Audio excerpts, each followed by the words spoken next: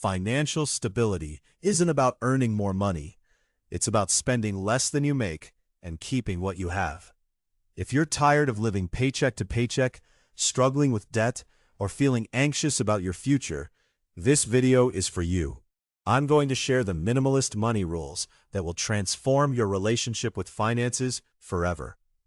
If you want to build real wealth and peace of mind, please subscribe to the channel so you never miss these insights.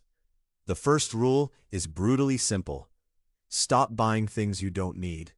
Most of us have been conditioned by society to believe that more stuff equals more happiness. We buy clothes we never wear, gadgets that collect dust, and decorations that mean nothing to us. Every single purchase is a choice.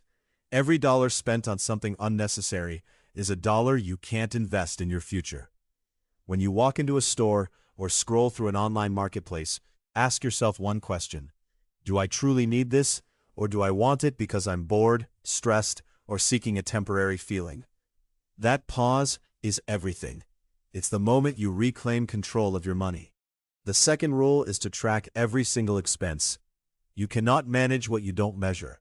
For 30 days, write down or log every penny you spend. Don't judge yourself, just observe. You'll be shocked at where your money actually goes. Most people discover they're hemorrhaging cash on subscriptions they forgot about, coffee purchases that add up to hundreds of dollars yearly, and convenience fees that shouldn't exist.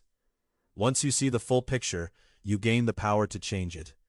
This awareness alone will shift your spending habits more than any budget ever could. This insight is so valuable because it's honest and eye-opening. So if it resonates with you, please hit that like button. The third rule is the 50-30-20 principle, adapted for minimalists. 50% of your income goes to absolute necessities: rent, utilities, food, transportation. 30% goes to true wants that align with your values. 20% goes directly to savings and debt repayment. No exceptions. This framework removes emotion from money decisions because the math is already done. You're not wondering if you should save or spend. You already know. The beauty of this system is its simplicity and its flexibility. You can adjust the percentages slightly based on your situation, but the discipline of splitting your income into clear categories is non-negotiable if you want stability. The fourth rule is to separate your needs from your identity. So much of our spending comes from trying to be someone we think we should be. We buy expensive brands to signal status. We buy things because everyone else has them. We spend money on experiences designed purely for social media validation. Real minimalist thinking means you buy what you need, you use quality items that last, and you stop caring what others think about your choices. A simple cotton t-shirt and an expensive designer shirt keep you equally warm. The minimalist buys the simple one, wears it for years, and never thinks about it again. The fifth rule is to build an emergency fund before anything else. Even before investing, even before paying extra on debt, you need 3 to 6 months of living expenses set aside. This fund is your financial airbag. It protects you from disaster. When an unexpected expense hits, you don't panic. You simply use your fund, then rebuild it. People without emergency funds are forced to make desperate financial decisions. They take high-interest loans, they miss payments, they spiral. Having this cushion is the single most stabilizing thing you can do for your finances.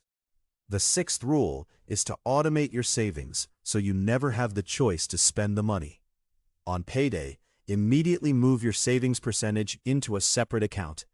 Out of sight, out of mind. Pay yourself first, always.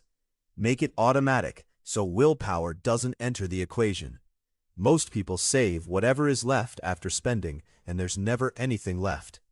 Minimalists flip the equation. They spend whatever is left after saving. This one behavioral shift changes everything about your financial trajectory. The seventh rule is to buy quality items that last, instead of cheap items you replace constantly. This seems counterintuitive to minimalism, but it's not. Minimalism isn't about having the cheapest things. It's about having fewer things that genuinely serve you well. A cheap pair of shoes that falls apart in 3 months creates waste and costs you more over time than investing in one quality pair that lasts 5 years. The minimalist calculus is simple. Cost per use.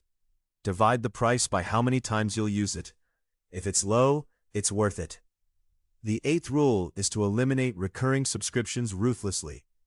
Every subscription feels small, but they accumulate into hundreds of dollars monthly that you never see leaving your account. Go through your statements right now. Cancel everything you haven't used in the past month. If you miss it, you can resubscribe, but most of the time, you'll forget it exists and won't care. This is one of the fastest ways to find hundreds of dollars in your budget without sacrificing your actual lifestyle.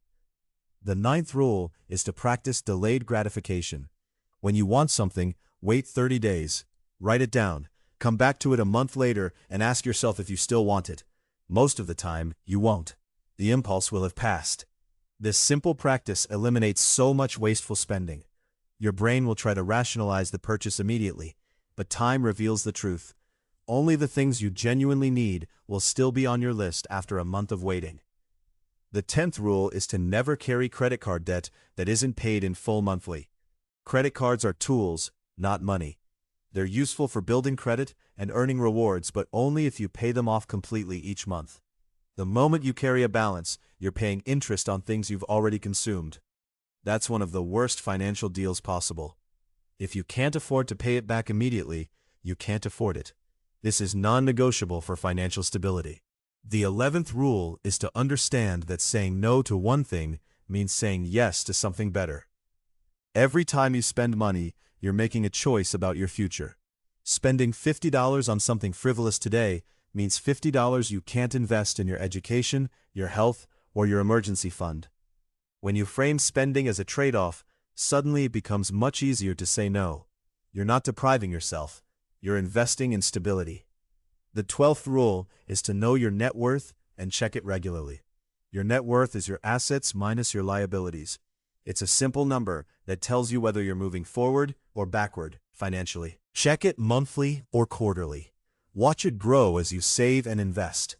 This single metric is more powerful than any budget because it shows you the direct result of your choices. Over time, seeing that number increase becomes incredibly motivating. Finally, remember that minimalist money rules aren't about deprivation. They're about freedom. When you spend less, save more, and eliminate financial stress, you gain something far more valuable than any purchase could offer. You gain peace of mind. You gain options. You gain the ability to make choices based on what you truly want, not what you're forced to do to survive. Financial stability is absolutely achievable if you're willing to think differently about money.